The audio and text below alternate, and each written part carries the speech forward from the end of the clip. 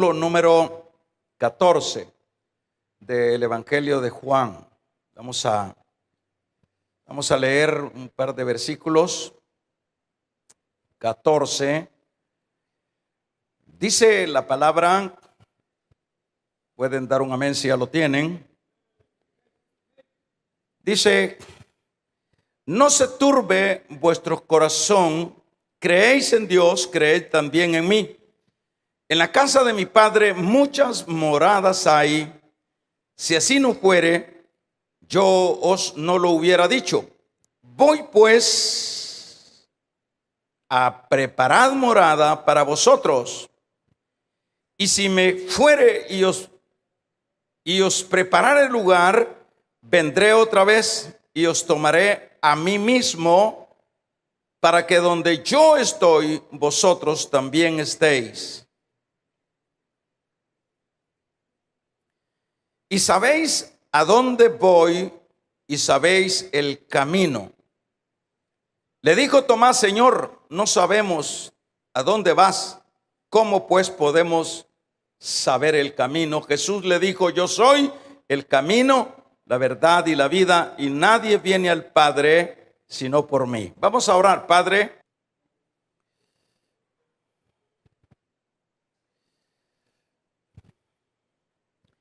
hoy vamos a hablar en el tema la esperanza en la aflicción. La esperanza en la aflicción. Para llegar y aplicar esta palabra de la esperanza en la aflicción, primeramente vamos a hablar del contexto de estos versículos. El Señor, dado que Él ya sabía, hermanos, que el momento de su partida llegaba, el momento de dar su vida, esto se lo explicó y últimamente se lo vino explicando con mayor continuidad al grupo de discípulos que le acompañaban. Les hacía ver que Él pues había venido del Padre a hacer una obra, pero que su estadía en esta tierra no era una estadía para siempre, sino que era transitoria. Y a estas alturas de estos versículos, el Señor en los versículos anteriores ha estado más enfatizando en que el momento ha llegado, el momento de que Él moriría. Y esta declaración de los discípulos, o del Señor a los discípulos, es algo que impacta a este grupo de seguidores del Señor. Los impacta tanto que la razón por la cual leíamos este versículo número 1 del 14 y habla: no se turbe vuestros corazones, creéis en Dios, creéis también en mí. Cuando dice este versículo 1, no se turbe vuestro corazón, el contexto de ello es eso que ha estado el Señor enseñando o diciéndoles, que Él está a punto de ser sacrificado, a punto de llegar a la cruz.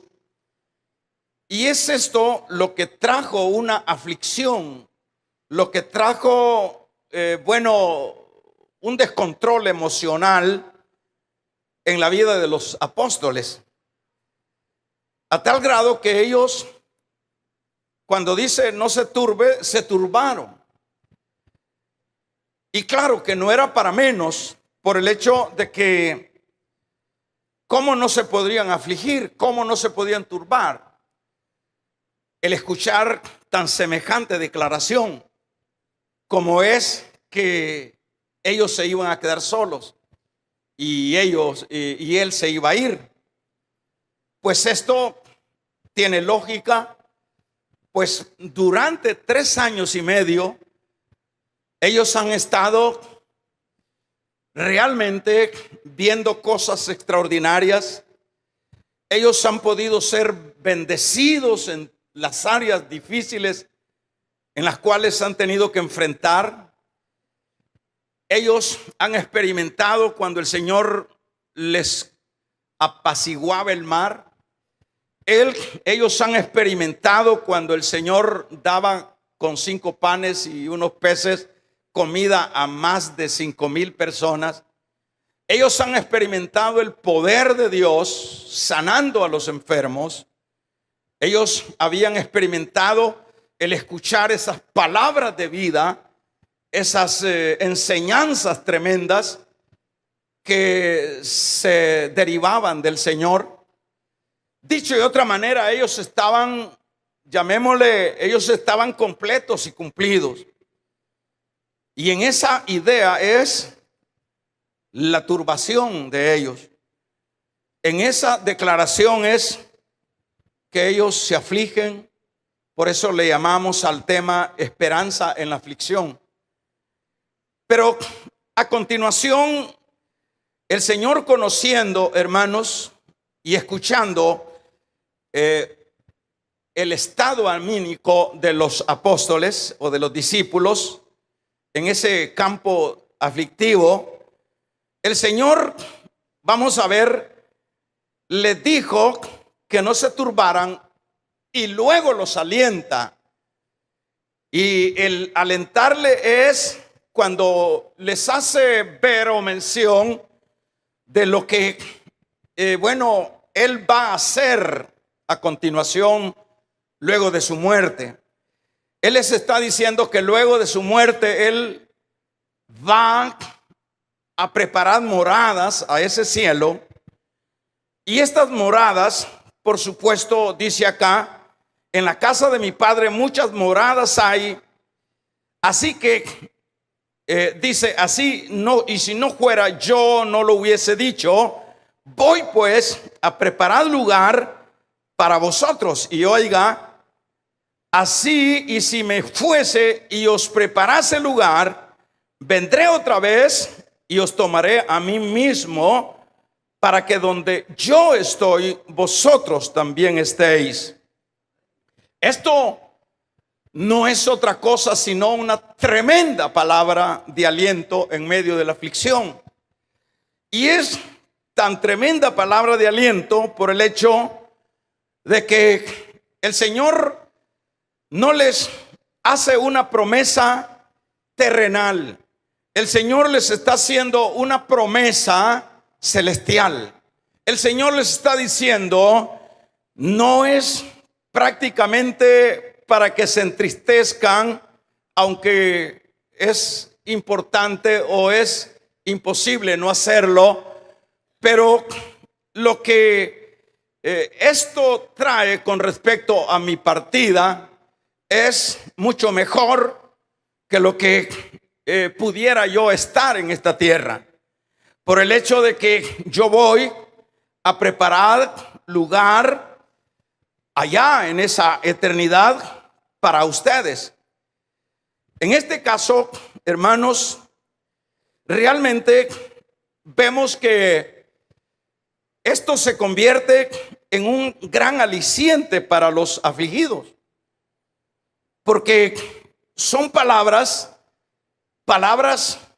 que no las están escuchando de un hombre en el sentido común, les están escuchando de su Señor.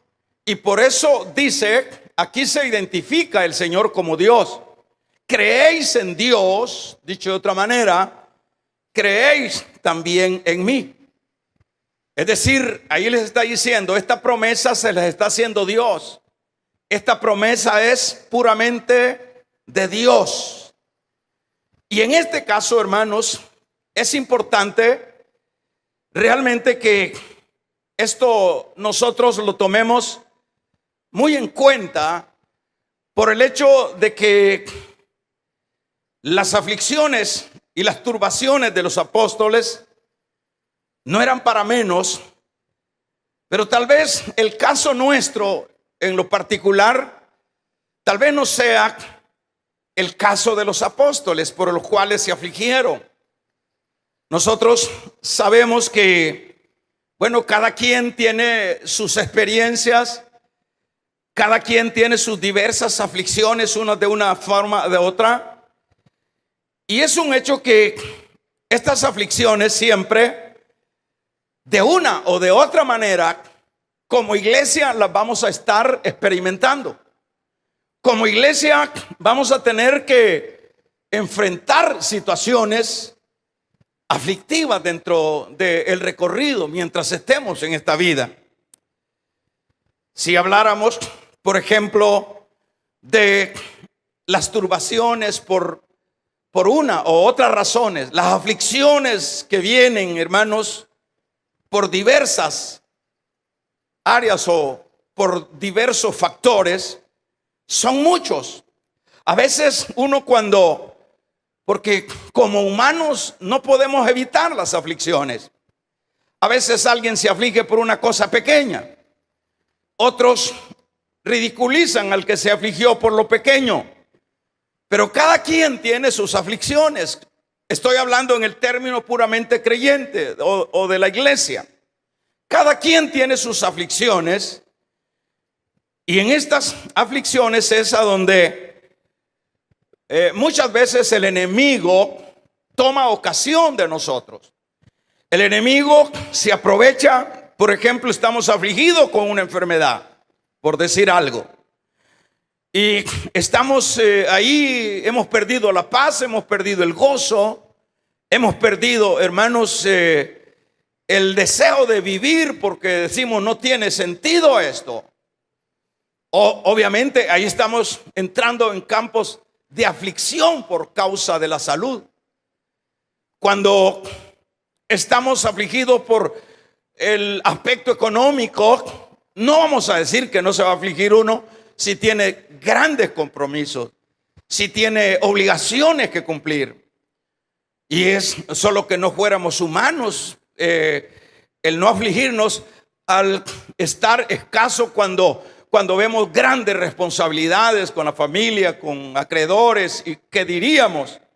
Nos afligimos cuando vemos que la familia no está funcionando.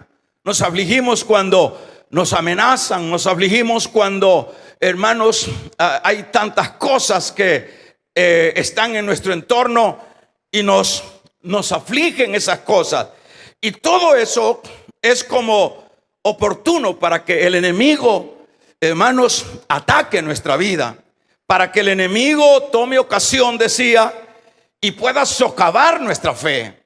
Acuérdense que yo lo he dicho, que como creyentes no debemos de olvidar que siempre estamos en la mira del enemigo como creyentes, y el enemigo estará aprovechando cualquier coyuntura aflictiva para afectarnos más, para llevarnos a la duda, para llevarnos a decir, como sin duda se lo dijo a Job. Le dijo: mira, ese es tu Dios, ese es el Dios del cual tú te alardeas, le haber dicho sin duda a Job. Pero bendito Dios que Job estaba bien cimentado. Pero si Job no hubiese estado bien cimentado, hermanos, el enemigo socava la fe de Job y lo destruye y lo aniquila, porque siempre en las aflicciones el enemigo, Satanás, estará al acecho, viendo en cómo nos pone más difícil la situación, y sobre todo nos genera duda de nuestra fe y nos dice: bueno, ¿y cómo es que tú sigues a Dios y mira cómo estás? Y mira cómo es que tú profesas que Cristo es tu Dios, y mira cómo estás, mira tu ambiente, mira tu entorno, mira cómo están las cosas. Y claro, hermanos, que este mensaje que vino a los discípulos en su momento de turbación, de aflicción, ¿verdad? Es el mismo mensaje que esta mañana el Señor nos transfiere, nos transmite también a nosotros. Es decir, el Señor nos hace ver, sobre todo ahora a nosotros en muy particular, nos hace ver de esta esperanza. Nos hace ver que antes de ponerle atención al enemigo de nuestras almas, nosotros dirijamos nuestra vista a la palabra del Señor. Nosotros afinquémonos en la palabra del Señor, porque la palabra del Señor no es el periódico, la palabra del Señor no es un cuento de hadas, la palabra del Señor no son historias de sabios, la palabra del Señor es viva y eficaz. Es, hermanos, la palabra de Dios dice que pasará el cielo y la tierra, pero su palabra no pasará. ¿A qué me refiero? Que esto que acabamos de leer, que hermanos, se aplicó, lo aplicó el Señor hace 2000 años. Hoy, este día, esta palabra está vigente. Hoy, este día, también el Señor nos dice: no se turbe vuestro corazón. Creéis en Dios, creéis también en mí, porque en la casa de mi Padre muchas moradas hay. Vamos a regalarle ofrenda de palma al Dios de la gloria. ¿Qué es lo que tenemos que hacer nosotros? ¿Qué es este consuelo? Por eso decíamos consuelo en medio de las aflicciones. Esto es maravilloso, hermanos, escuchar esto. ¿Por qué? Porque la razón por la cual vino estas palabras o estos versículos, estas frases del versículo 1 al 2 y sucesivamente, fue en el momento que sin duda los discípulos pudieron haber dicho: entonces, ¿qué sentido tiene?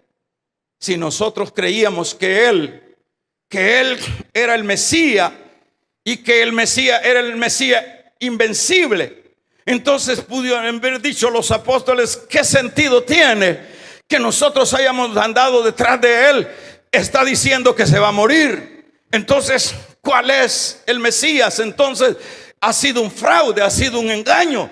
No obstante, el Señor dice: no se turben, ni le den cabida a la duda. Ustedes deben de saber que no deben de turbarse. Y les voy a manifestar, les voy a revelar los secretos celestiales. Damos un gloria a Dios. Mire hasta dónde llega el Señor, hermano. En aras de levantar la autoestima, en aras de levantar, hermanos, nuestro ánimo, en aras de que no estemos ahí dándonos, revolviéndonos y angustiándonos, pensando que somos una partida de inútiles, que andamos detrás de Cristo y que esto no tiene sentido. El Señor nos dice: no se turbe vuestro corazón. Creéis en mí, creéis también en mi palabra, que en la casa de mi Padre muchas moradas hay. Y si así no fuera, dijo el Señor, yo no lo hubiera dicho. No lo hubiese dicho. En este caso, hermanos,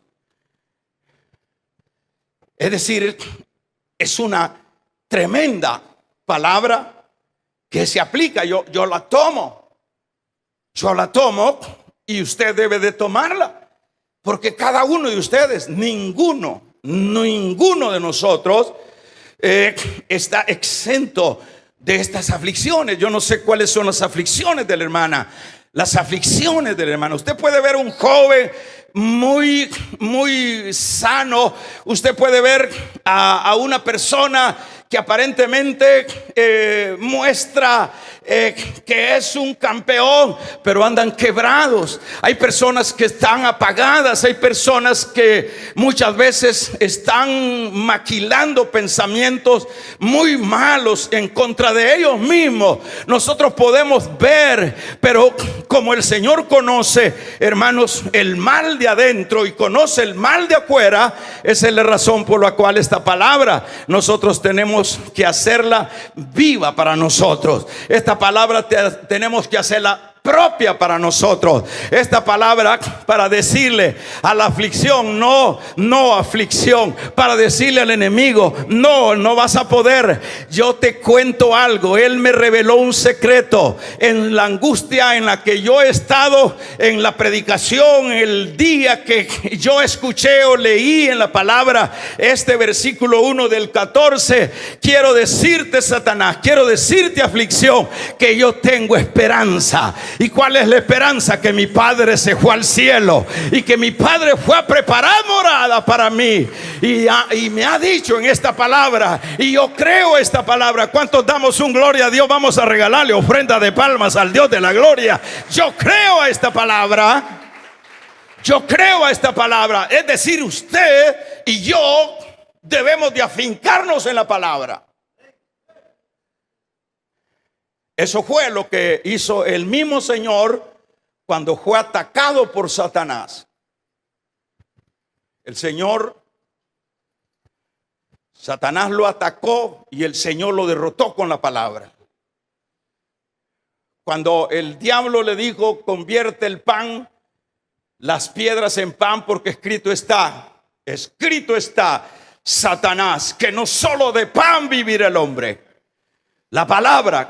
Por eso es que usted, esa Biblia que anda, no la ande en la cartera. Esa Biblia no la saque solo cuando viene para el culto. Por eso esa Biblia que usted anda es la palabra viva, es la palabra de Dios, es la palabra actualizada, es la palabra que habló hace 6,000 años y sigue hablando hoy, y es la misma palabra. Vamos a regalarle ofrenda de palmas al Dios de la gloria. Bendito y alabado sea su nombre. Entonces, en estas, hermanos, en estas promesas es donde debe de afincar nuestra vida. En estas promesas es donde nosotros debemos de reposar.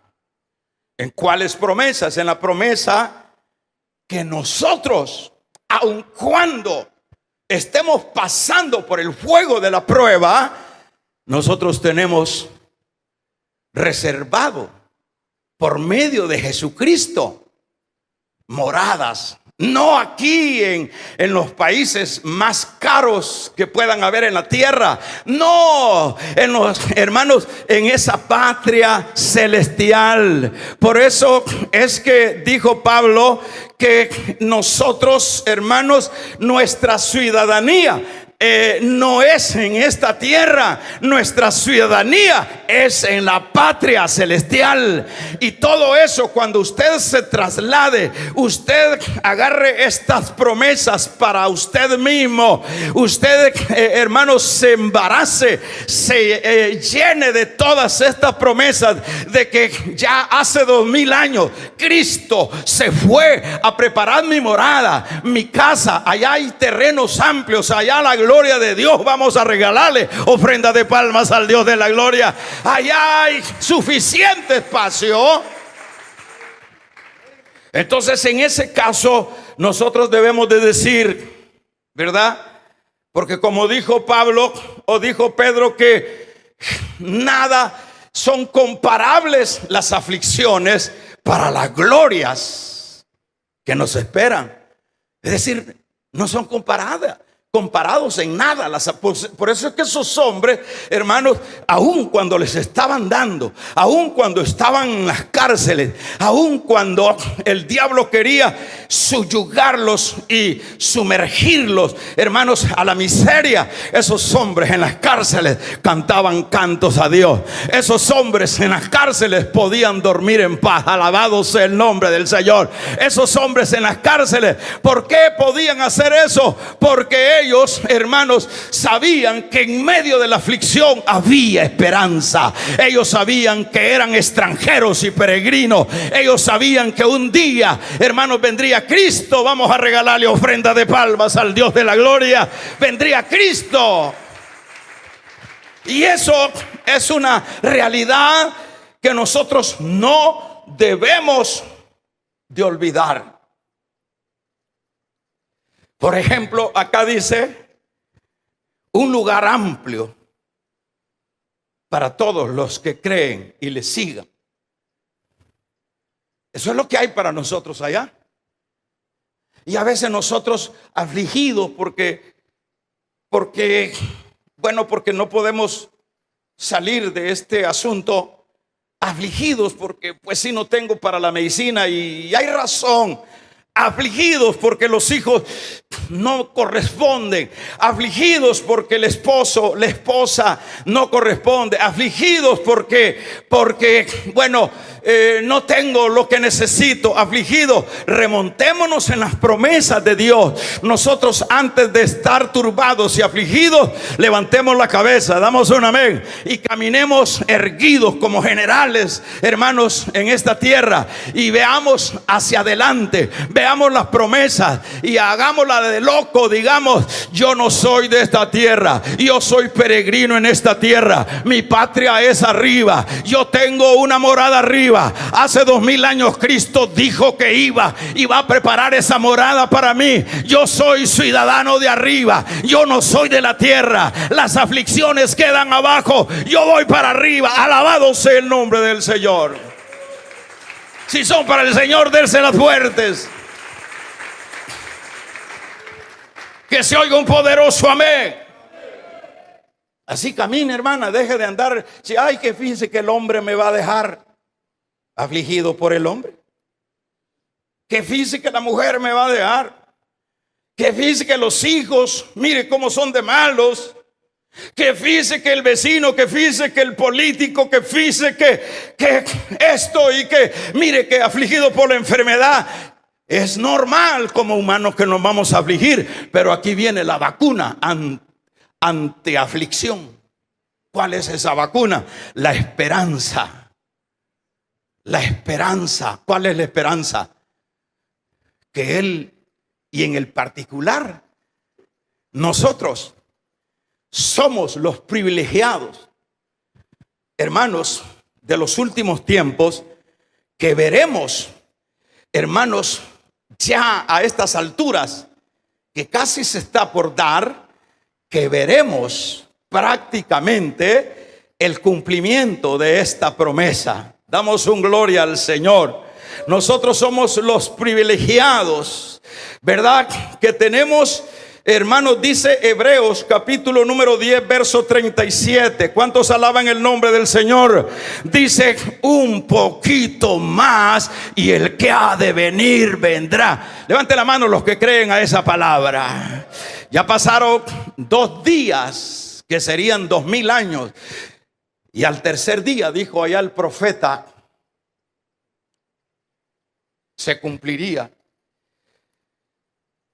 Un poquito más y el que ha de venir vendrá. Y además dice: y no tardará. Entonces, hermano, ¿cómo no va a sacar, hermanos, diríamos, pecho el creyente cuando la palabra dice un poquito más? Y el que ha de... ¿Cuántos lo están esperando? De un amén los que lo están esperando. Vamos a regalarle una ofrenda de palmas a los que lo están esperando. Aleluya. Un poquito más y el que ha de venir vendrá y no tardará. Estamos a punto de que eso se dé, porque ya pasaron 2 días.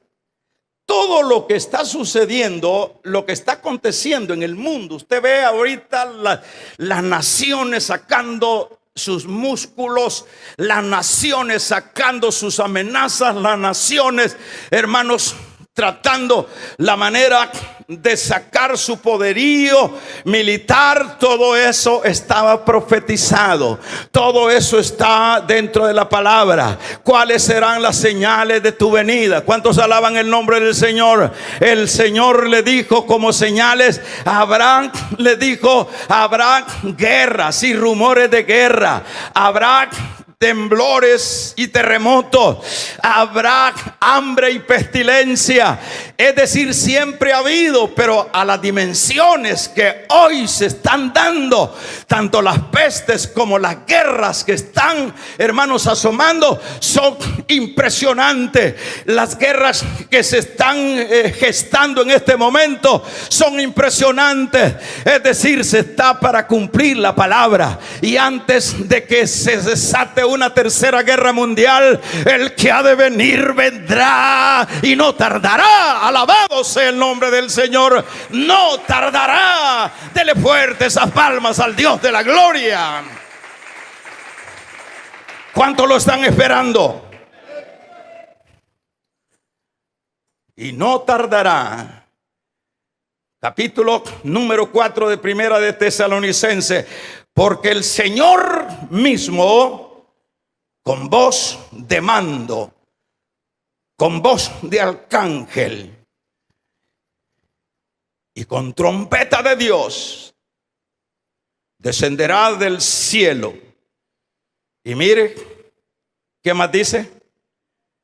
Agarre su Biblia, hermanito, porque para eso es su Biblia, no solo es adorno. ¿Y qué más dice? Y los muertos en Cristo resucitarán primero. Luego nosotros, los que vivimos, los que hayamos quedado, seremos arrebatados juntamente con ellos en las nubes.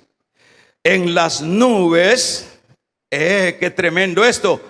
Seremos arrebatados juntamente con ellos en las nubes para recibir al Señor en el aire. Y así estaremos siempre con Él, como se lo dijo allá en Juan 14:1. 2. Yo me voy, pero volveré. ¿Cuántos alaban el nombre del Señor? Yo me voy, pero volveré y los tomaré a sí mismo, para que donde yo esté, vosotros también estéis. Tremendo. Esto, de este capítulo 4, versículo 16 de Primera de Tesalonicenses. Oiga, sacúdase las orejas. Hágale con la otra mano así. Sacúdase los turuguillos. Oiga, esto está para darse. Esto está para que acontezca. Ya no hay más. Esto ya no da más. Ya no hay más para dónde estirar. Es decir, si hablamos de la vida del planeta, el planeta está para morir. Si hablamos de la escasez de agua, si hablamos de la maldad, si hablamos de todo lo que queramos hablar, esto ya no da más. Y entonces está para darse este tremendo, hermano, este cumplimiento poderoso cuando dice, porque el Señor mismo, esto está para darse. Así como lo oye. Porque el Señor mismo, con voz de mando y con voz de arcángel y con trompeta de Dios, descenderá del cielo. Tremendo lo que está por darse. Descenderá del cielo, y los muertos en Cristo, todos aquellos que murieron en Cristo. Eso es lo que Pablo dice a los corintios, cuando Pablo reta la muerte y le dice: ¿dónde está, muerte, tu victoria? ¿Dónde, muerte, tu aguijón? ¿Dónde, sepulcro, tu victoria? ¿Dónde? ¿Por qué? Porque cada creyente, vale la pena ser creyente. ¿Cuántos damos un gloria a Dios? Vale la pena ser evangélico, damos otro gloria a Dios. Pero de los verdaderos, vamos a regalarle ofrenda de palmas al Dios de la gloria. Pero de los verdaderos, no sean colochos los que la pican de cristianos, porque esto no es del que quiere ni del que corre.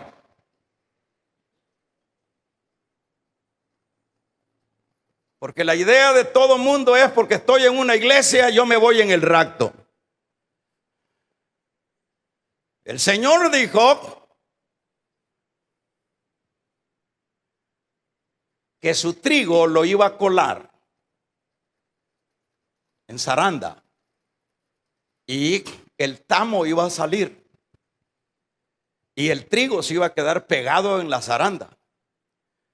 Trigo soy, ¿qué? Del granero del Señor, del Señor. Vamos a regalarle una ofrenda de palmas al Dios de la gloria. Aleluya. De un amén los que son trigo. De un amén los que son cizaña. Ya ve que solo trigo tenemos. Pues esos que son trigos y que ya murieron, no murieron. Están sus cuerpos ahí. Y hace 2000 años esta promesa se dio y hoy está por cumplirse un poquito más y se cumple. Dice: con voz de mando y con trompeta de Dios descenderá del cielo y los muertos en Cristo resucitarán primero. Quiere decir que no es, hermanos, pérdida ser creyente. Quiere decir que la inversión más grande que puede tener el mortal es entregarse a Cristo. En Cristo hay esperanza, en Cristo hay vida eterna, en Cristo hay sanidad, en Cristo hay paz, en Cristo hay vida. Fuertes esas palmas al Dios de la gloria, aleluya. Y eso es lo que estamos esperando. Está a punto de darse. Ya no da más este mundo. Las profecías están cumplidas. Los muertos en Cristo y nosotros, dijo Pablo, los que estemos vivos seremos transformados. Por eso es bueno que cada quien se examine. Cada quien esté consciente que esto de la vida espiritual no es un asunto de autores, que este asunto de la vida espiritual no es un asunto semántico, que eso no es un asunto, hermanos, de actuar de una manera para sosegar conciencias. No, este asunto de la vida espiritual es vida o muerte. Ya se va a dar cuenta de esto que estoy diciendo luego que haya sucedido el rapto. Las personas que se queden van a decir: tenían razón esos locos. Siempre la palabra de Dios ha tenido razón. Van a decir: y tanto gritada que me pegaron a mí, tanto mensaje, y yo nunca creí que eso era verdad. Pues la palabra dice: el que tenga oídos, oiga. El que tenga oídos, oiga. Amén. Dice que el capítulo, váyase al capítulo 24 de Mateo y vamos a ver en el versículo número 42 al 44. Dice el 42: velad. ¿A quién le está diciendo que vele? ¿Qué significa velad? El 42. Es decir, estar atentos, estar en la jugada, estar, hermanos, pendientes. No podemos estar como desubicados. Y esto es el trabajo de Dios por medio del Espíritu Santo. Dice: velad pues, porque no sabéis a qué hora, ¿qué dice? Ha de venir vuestro Señor. Nadie puede decir el día lunes a tal hora, tal fecha, tal año. Nadie. Y bendita gracia que nos dejó sin fecha, pero las señales corroboran el eminente regreso de Cristo. Entonces a la iglesia le dice: velad pues, porque no sabéis a qué horas ha de venir vuestro Señor. Pero sabed esto, que el padre de familia, si supiere a qué horas ha de venir el ladrón, dice, velaría y no dejaría velar su casa. Si uno le dice al ladrón: yo voy a llegar a las 12 de la noche, allí tenemos, ¿para qué tanto? Para correrlo. Pero el Señor no nos dejó la fecha. Amén. Váyase al versículo 46 de este mismo capítulo. Dice: Bienaventurado aquel siervo. ¿Quiénes? Bienaventurados aquellos afligidos al cual el Señor les halle haciendo su voluntad. El Señor a la iglesia que viene a traer, a la iglesia que ha estado afligida y que Él en esa aflicción le dio una esperanza, la esperanza de la vida en esa eternidad. Esa iglesia tiene que estar velando, tiene que estar preparada, tiene que estar en la jugada. Y dice: bienaventurado aquel siervo al cual su Señor, cuando Él venga, le haya haciendo su voluntad. Imagínese si nos haya, hermanos, con una cerveza en la mano. Imagínese si nos haya con un gran puro imagínese si nos haya, hermanos, viendo a la alianza. En lugar de estar en el culto, vamos a regalarle ofrenda de palma al Dios de la gloria. Aleluya. Imagínese si nos haya, hermanos, en la playa y nunca venimos a la iglesia y nuestro domingo es playa, playado vas a quedar. Bienaventurado al siervo al cual el Señor le haya haciendo como le ha mandado que haga. Bienaventurado. Por eso nosotros no podemos inclinar toda la fuerza a lo terreno.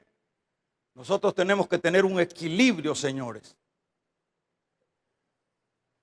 Tenemos que equilibrar la vida, porque no se le puede servir a dos señores.